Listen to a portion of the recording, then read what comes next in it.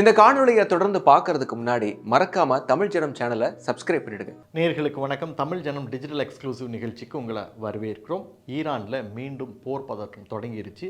என்ன நடக்குது அங்கே அப்படிங்கிறத இந்த வீடியோவில் டீப்பாக பார்க்கலாம். அதுக்கு முன்னாடி தமிழ் ஜனம் யூடியூப் சேனலை சப்ஸ்கிரைப் பண்ணலன்னா தயவு செய்து சப்ஸ்கிரைப் பண்ணிடுங்க. நமக்கு தெரியும், கடந்த வாரம் நம்மளுடைய தமிழ் ஜனம் யூடியூப் சேனலில் ஈரானுடைய போர் பதற்றத்தை பற்றி பேசிக்கிட்டு இருக்கும்போது டோஹால அமெரிக்காவிற்கும் ஈரான் அதிகாரிகளுக்கும் இடையில பேச்சுவார்த்தை நடந்துகிட்டு இருக்கு. ஆனால் இந்த பேச்சுவார்த்தை நடந்துகிட்டு இருக்கும் போதே இன்னொரு சைடு அமெரிக்கா ஈரான் தளங்கள் மேலே தாக்குதல் நடத்திக்கிட்டு இருக்காங்க. எதுக்காக அப்படின்னா, ஈரானை சைக்கலாஜிக்கலாக வீக்கன் பண்ணி அவங்கள அந்த நெகோசியேஷன் டேபிளுக்கு வரும் பொழுது நீங்கள் எங்ககிட்ட பெரிய அளவில் பார்கெயின் பண்ணக்கூடாது, அதுக்காக தான் ட்ரம்ப் அடிக்கிறாரு அப்படிங்கிற மாதிரி நம்ம சொல்லியிருந்தோம்.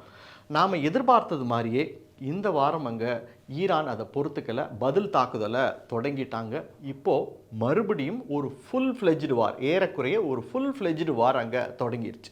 ஏன் இதை நம்ம ஒரு ஃபுல் ஃப்ளெஜ்டு வார் அப்படின்னு நம்ம சொல்கிறோம் அப்படின்னு பார்த்தீங்கன்னா, இந்த வாரத்தோட கடைசியில் அமெரிக்கா ஈரானுடைய அந்த கல்ஃப் கோஸ்ட் பகுதியில் இருக்கக்கூடிய சிரிக் ஐலாண்ட் பகுதியில் ஒரு டெலிகாம் டவரை தாக்கி அழிச்சிருக்காங்க. அது மட்டும் இல்லை, ஈரானுடைய ஒரு ட்ரோன் கமாண்ட் சென்டர், ஈரானுடைய air defence system, ground control station அப்படின்னு சொல்லிட்டு ஈரானுடைய முக்கியமான மிலிட்ரி அசட்ஸ் எல்லாத்தையும் தாக்கி அழிச்சிருக்காங்க. இதன் மூலமாக அமெரிக்கா என்ன நினச்சிது அப்படின்னா, நம்ம கூட நெகோஷியேட் பண்ணும் பொழுது பெரிய அளவிலான நிபந்தனைகளை வைக்க மாட்டாங்க, அது நமக்கு ஒரு பெரிய அட்வான்டேஜாக போயிடும் அப்படின்னு தான் அமெரிக்கா எதிர்பார்த்தாங்க.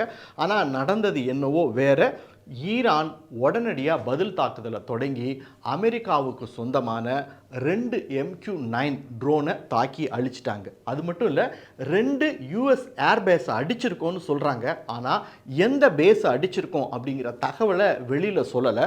ஸோ இது மட்டும் இல்லை, ஸ்ட்ரெய்ட் ஆஃப் ஹார்மூஸை மறுபடியும் நாங்கள் முழுவதுமாக மூடிட்டோம் அப்படின்னும் IRGC டிக்ளேர் பண்ணியிருக்கு. இதனால தான் நம்ம சொல்கிறோம், மிடில் ஈஸ்ட் பகுதியில் ஈரானுக்கும் அமெரிக்காவுக்கும் இடையில் கிட்டத்தட்ட ஒரு ஃபுல் ஃப்ளெஜ்டு வார் தொடங்கிருச்சு அப்படின்னு. மிடில் ஈஸ்டில் இப்போ பதற்றம் முழுவதுமாக அதனை சுற்றி இருக்கக்கூடிய நாடுகள்லையும் தொத்திக்கிச்சு. பல பேர் ஏற்கனவே கடந்த ஒரு வருடமாக மிடில் ஈஸ்ட்லேருந்து இந்தியாவிற்கு வர முடியாமல், தங்களுடைய சொந்த நாடுகளுக்கு வர முடியாமல் தவிச்சுக்கிட்டு இருந்த சூழ்நிலையில் அது இன்னும் எவ்வளவு நாளைக்கு நீடிக்க போகுது அப்படிங்கிற பதற்றம் உலகம் முழுவதும் தொற்றிக்கிட்டு. அது மட்டும் இல்லை, ஸ்ட்ரெய்ட் ஆஃப் ஹார்மூஸை டோஹாவில் நடக்கிற பேச்சுவார்த்தைனால திறந்து விட வாய்ப்பு இருக்குது அப்படின்னு நம்பிக்கிட்டு இருந்த இந்தியா போன்ற நாடுகளுக்கு இது ஒரு மிகப்பெரிய ஷாக்கிங் நியூஸாக தான் வந்திருக்கு.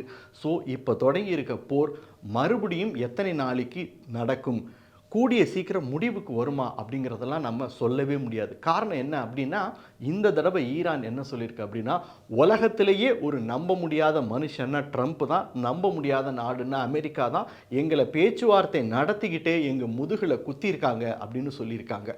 அதன் மூலமாக இப்போதைக்கு அமெரிக்கா மறுபடியும் ஈரானை பேச்சுவார்த்தைக்கு கூப்பிட்டா அவங்க வருவாங்களா அப்படிங்கிறது சந்தேகமாக இருக்குது. அதனால நீ அடிக்கிறத அடி, நாங்களும் இந்த போரில் ஃபுல் ஃப்ளெஜ்டாக இறங்க தயார் அப்படிங்கிறதுக்காகத்தான் ஈரான் அமெரிக்காவினுடைய தளங்களையும் அமெரிக்க ட்ரோனையும் தாக்கி அழிச்சிருக்காங்க. இதுக்கு நடுவில் லண்டனை சேர்ந்த ஒரு பத்திரிக்கை ஒரு செய்தி வெளியிடுறாங்க. அதில் என்ன இருக்குது அப்படின்னா, IRGCயோட ஏற்பட்ட ஒரு ரிஃப்ட், ஒரு டேர்ம் சரியில்லாத ஒரு சூழ்நிலையில் ஈரானுடைய அதிபர் பெசகிஸ்தான் தன்னுடைய பதவியை ராஜினாமா செய்து விட்டார் அப்படின்ற தகவல் வெளியாகுது.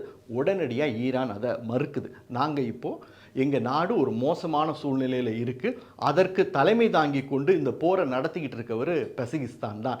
நிச்சயமாக இந்த சூழ்நிலையில் அவர் பதவியை ராஜினாமா செய்துட்டார் அப்படிங்கிறது அமெரிக்கா போன்ற மேற்கத்திய நாடுகளுடைய பொய்யான செய்தி. அதை நம்பவே நம்பாதீங்க. இப்போ இருக்கக்கூடிய கடினமான சூழ்நிலையில் அந்த முடிவை பெசகிஸ்தான் எடுக்க மாட்டார் அப்படின்னு சொல்லியிருக்காங்க. சரி, இதுக்கு நடுவில் இந்த போரை சட்டுன்னு தான் நினைக்கும் போதெல்லாம் நிறுத்தி நடத்திக்கிட்டு இருக்காரு ட்ரம்ப். ஆனால் அவரால் இது எப்படி சாத்தியமாகுது, அவருக்கு எந்த ப்ரெஷருமே இல்லையா அப்படின்ற கேள்வி எழும்பினா, இல்லை, உள்ளுக்குள்ள அமெரிக்காவில் ட்ரம்ப் ஏகப்பட்ட பிரச்சனைகளை சந்தித்து வரார். வர நவம்பர் மாதம் மிட்டம் எலெக்ஷன் நடக்க போகுது. இதுக்கு நடுவில் அமெரிக்காவில் பெட்ரோல் விலை கணிசமாக உயர்ந்துக்கிட்டே வருது. இதனால் தங்களுடைய பாக்கெட்லேருந்து சில டாலர்களை அமெரிக்கர்கள் இழக்க நேரிடுது. அந்த கோவத்தில் அமெரிக்கர்கள் இருக்காங்க. அதனால் நிச்சயமாக மிட்டம் எலெக்ஷன் ட்ரம்ப்புக்கு எதிரான ஒரு முடிவை தான் கொடுக்கும் அப்படிங்கிறத அமெரிக்காவை சேர்ந்த தேர்தல் வல்லுநர்கள் வெளிப்படையாகவே சொல்ல ஆரம்பிச்சிட்டாங்க. அது மட்டும் இல்லை, போருக்கு தேவையான நிதியை பெறுவதில் ட்ரம்ப்பு ரொம்ப போராடி பேச்சுவார்த்தை நடத்தி காங்கிரஸ் கிட்டேருந்து வாங்கிட்டு இருக்க சூழ்நிலையில் எத்தனை நாள் இந்த போரை இன்னும் நடத்த போகிறாரு அப்படிங்கிறது தெரில. அவர் நினச்சது என்னவோ, பேச்சுவார்த்தையில் பணிய வைக்கிறதுக்காக நம்ம ஈரானை அடிப்போம்னு நினச்சாரு. ஆனால் மறுபடியும் அங்கே ஒரு போர் தொடங்கிருச்சு அப்படின்னு தான் சொல்லலாம். இதுக்கு நடுவில் இஸ்ரேலிய படைகள் இன்னும் டீப்பாக லெபனானுக்குள்ளே போய் இறங்கி அடிக்க தொடங்கிட்டாங்க. ஸோ இது ஒரு புறம் மிடில் ஈஸ்டில் பெரிய அளவில் போர் பதற்றத்தை அதிகரிச்சுக்கிட்டே வருது. கடந்த வாரத்தில் மட்டும் ஆசிய சந்தையில் கச்சா எண்ணெயினுடைய பிரைஸ் 2 மடங்கு விலை உயர்வை சந்தித்திருக்கிறது. இது உலக நாடுகளுடைய பொருளாதாரத்தை பெரிய அளவில் பாதித்து வரக்கூடிய சூழ்நிலையில் இப்போ ஏற்பட்டிருக்க போர் பதற்றத்தினால அடுத்து வரக்கூடிய நாட்களில் கச்சா எண்ணெயினுடைய விலை மீண்டும் கணிசமாக உயரலாம் அப்படிங்கிறது வேறு விஷயம். ஆனால் அதனையும் தாண்டி கச்சா எண்ணெய் கிடைக்குமா அப்படிங்கிற ஒரு மிகப்பெரிய சந்தேகம் எழுந்திருக்கு. காரணம் என்ன அப்படின்னு பார்த்தீங்கன்னா, மறுபடியும் ஹார்மோஸ் ஸ்ட்ரெயிட்டை மூடிட்டாங்க.